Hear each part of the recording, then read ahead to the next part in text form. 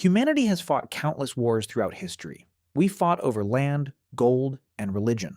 But in 1932, Australia fought a war that stood above all else. They went to war against birds, not just any birds, but giant running emus. And spoiler alert, the humans lost. To understand this mess, we have to go back to World War I. Australian soldiers returned home as proud war heroes. The government gave them land in Western Australia to farm wheat. Grow crops, boys. It will be easy, they said. But then the Great Depression hit hard. Wheat prices collapsed globally. The farmers were struggling just to survive. And then the ultimate boss arrived. 20,000 giant emus invaded the farms. Emus are basically feathered dinosaurs that run 40 miles per hour. They saw thousands of acres of fresh wheat and water. To the emus, this wasn't a farm. It was an all-you-can-eat luxury buffet. They smashed the fences to pieces, they ate the crops down to the dirt, and they opened the gates for rabbits to finish the rest. The farmers were completely ruined and desperate. So, who do you call when birds eat your food? Obviously, the Minister of Defense. A delegation of ex-soldier farmers met the minister. "Send us machine guns," they requested. Yes, they literally asked for military heavy artillery against birds. The Minister of Defense, Sir George Pierce, thought it was a brilliant idea. He saw it as a quick propaganda victory. Free target practice for the army and happy farmers. What could possibly go wrong against flightless birds? Major G.P.W. Meredith of the Royal Australian Artillery was put in command. He led 2 soldiers armed with heavy Lewis machine guns. They also packed 10,000 rounds of ammunition. They were ready for glorious combat. On November 2nd, 1932, the Great Emu War officially began. The military squad marched into the battlefield with total confidence. They spotted a group of 50 emus in the distance. The soldiers carefully set up their heavy tripod. They aimed the machine gun at the birds. "Fire!" commanded the major. The guns started roaring loud. But emus aren't stupid targets. The birds instantly scattered in 50 different directions. The bullets just hit the empty sand.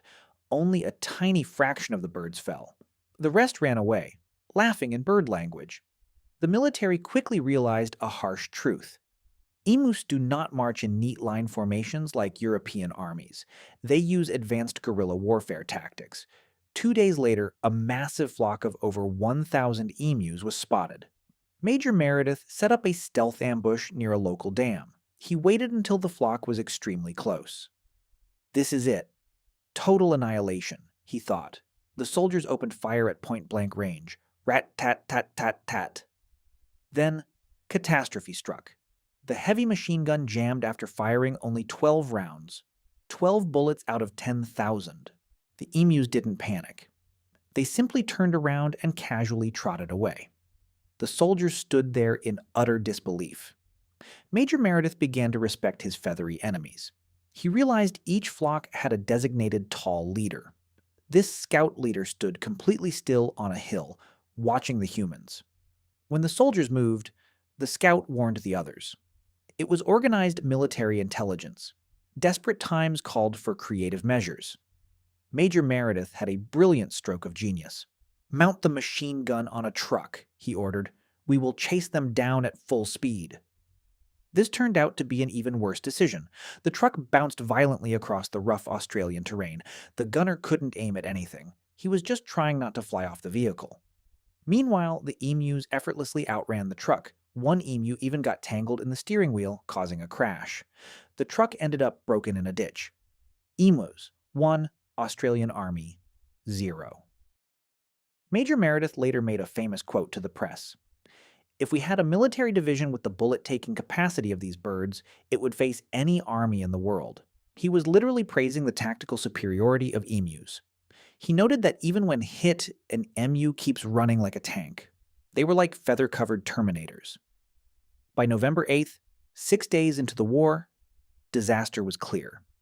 They had used over 2,000 rounds of heavy ammunition. The official body count? Maybe 50 dead birds. That's 40 bullets per single bird. The local Australian parliament started discussing the war.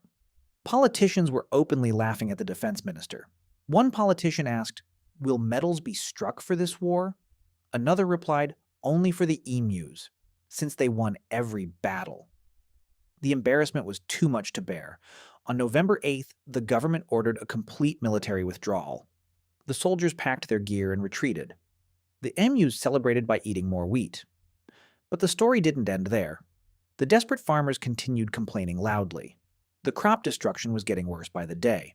So the Minister of Defense ordered a second military campaign. Major Meredith was sent back into the desert. "Finish the job this time," he was told. On November 13th, the second phase began. This time, the soldiers had a bit more luck. By early December, they were firing nearly 100 rounds a day. Major Meredith claimed his team killed around 900 emus, but almost 10,000 rounds of ammunition were wasted to kill a fraction of a giant population.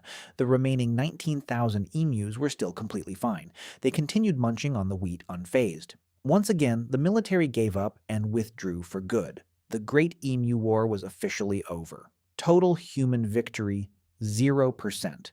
The Australian military was thoroughly defeated by birds. In the following years, farmers begged the army to come back. In 1934, 1943, and 1948, they asked for military help again. The government flatly refused every single time. "We are not fighting the emus again," they basically said. Instead, the government tried a much simpler method. They placed a monetary bounty on emu beaks. Local farmers used their own hunting rifles. And surprisingly, the bounty system actually worked. Over 50,000 bounties were claimed in a single year. It turned out regular farmers were far better soldiers than the actual military. Today, the Great Emu War is a legendary internet meme. It is the only war where one side had machine guns and the other had feathers. And the feathers won fair and square. Think about the absurdity of the entire situation. A nation's formal army deployed against wildlife, equipped with World War technology, defeated by bird brain speed and chaos. If you visit Australia today, you might see an emu. Just remember, you are looking at a veteran of war, a descendant of the birds that beat the British Empire's allies. Respect the bird. Do not engage in tactical combat with it. You will lose, just like Major Meredith did. What makes this story so hilarious is human hubris. We always think technology solves every problem. Got a problem with birds? Just shoot them with heavy weapons. Nature usually has other plans, especially Australian nature, where everything wants to kill you anyway. Imagine being a soldier returning from Europe. You survived artillery shells, mud, and enemy trenches, only to get outmaneuvered by a giant chicken in 1932. That soldier probably never spoke of his military service again. "Grandpa, what did you do in the war?" "I don't want to talk about the birds, son." History is full of these weird, forgotten chapters, events that feel like satire, but actually happened. Official government files were kept for this war. Taxpayers paid for every wasted bullet, all because humans tried to fight nature with bureaucracy and guns. The emus didn't even know they were in a war. They were just looking for breakfast.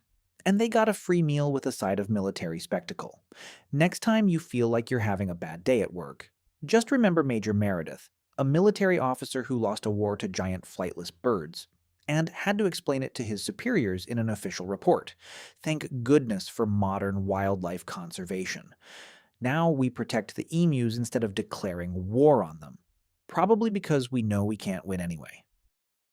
History taught us a valuable lesson in 1932. Never bring a machine gun to an emu fight. The emu will always win. See you in the next episode. Take care of yourselves and stay away from giant birds.